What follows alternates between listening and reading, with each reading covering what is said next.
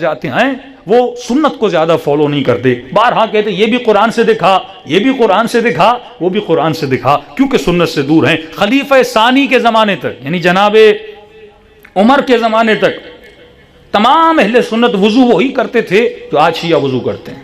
خلیفہ ثالث یعنی جناب عثمان کے زمانے میں وضو کی ترتیب بدل گئی۔ کیسے بدلی؟ سب کو پتا تھا کہ اس طرح وضو کرتے ہیں، لیکن ترتیب بدلی کیوں؟ انہوں نے کہا ہم قرآن سے جو نتیجہ لے رہے ہیں ہو سکتا ہے رسول خدا نے نتیجہ اور لیا ہو، تو انہوں نے قرآن کی آیت پڑھی کہ فَاغْسِلُوا وُجُوهَكُمْ وَأَيْدِيكُمْ إِلَى الْمَرَافِقِ، دھو اپنے چہروں کو، وَأَيْدِيكُمْ، ید ہاتھ کو کہتے ہیں، اپنے ہاتھوں کو کہاں تک؟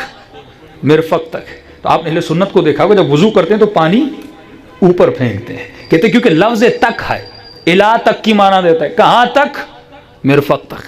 ہم شیعہ استدلال کیا کرتے ہیں؟ ہم کہتے ہیں اگر کسی نے کہا کہ دیوار کو دھو یا رنگ کرو چھت تک، تو یہ تک جو ہے اس کی سائز کو بیان کرتا ہے، ہاتھ یہاں تک بھی ہو سکتا ہے، یہاں تک بھی ہو سکتا ہے، یہاں تک بھی ہو سکتا ہے، تو اللہ نے سائز کو بیان کیا، تجھے کہاں تک ہاتھوں کو دھونا ہے؟ یہاں تک دھونا ہے۔ لیکن دھونے کا بھی ایک طریقہ ہوتا ہے، کوئی ایسا رنگ ساز بتائیے جو دیوار کو نیچے سے اوپر تک رنگ لگاتا ہو۔ اوپر سے نیچے لگاتے ہیں، نیچے سے اوپر؟ بھائی اگر نیچے سے اوپر جائے گا پھر اوپر والے چھینٹے نیچے گریں گے، یعنی اگر میں پانی ایسے ڈال رہا ہوں تو یہ چھینٹے سارے واپس آئیں گے نا، اگر نیچے سے رنگ کروں گا تو اوپر جاؤں گا تو چھینٹے پھر نیچے گریں گے۔ وہ کون سا گاڑی والا جو گاڑی کو نیچے سے اوپر تک دھوئے؟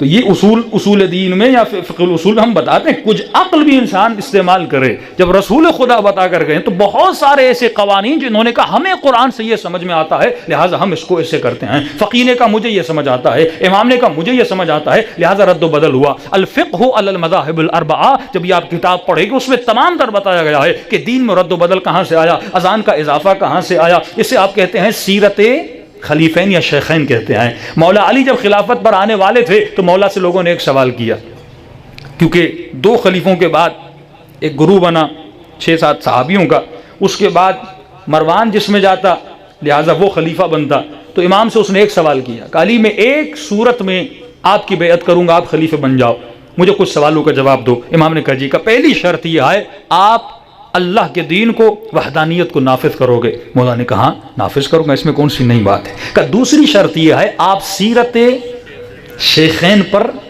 عمل کرو گے۔ تو امام نے کہا میں سنت رسول پر تو عمل کروں گا، لیکن تمہارے کہنے کا مطلب کیا ہے؟ کیا سیرت شیخین سنت رسول سے الگ ہے، یا شیخین نے وہی کیا جو رسول خدا نے کیا؟ اگر تم کہتے ہو الگ ہے تو گریبان تو تمہارا پکڑا جائے گا۔